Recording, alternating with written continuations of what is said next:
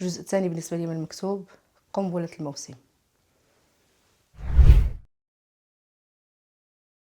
كاين فرق كبير ما بين سيزون 1 و سيزون 2 في كل شيء، في الاحداث، في الشخصيات، في السيناريو، في الممثلين الجداد اللي جاو. انا بالنسبه لي دوزيام بارتي غتكون واعره بزاف على البروميير سيزون. صراحه كاينين بزاف ديال لي سيكونس اللي غادي يديروا البوز. انا كيتوشيوني بزاف لي سال اللي كتكون فيهم دنيا بوتازوت اللي كتمثل حليمه الام. لانه علاقتي انا بالام واطده بزاف، كنت فقدت الجده ديالي بمثابه الام ديالي، ففيما كتكون كتهضر بحرقه الام مع بنتها اكيد كنتوشى بزاف. فاطمه غادي تشوفوها بشكل جديد بطريقه جديده.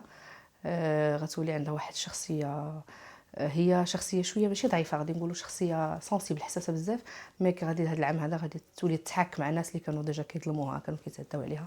غتقدر تقول كلمتها فاطمه في هاد الدوزيام بارتي هذا.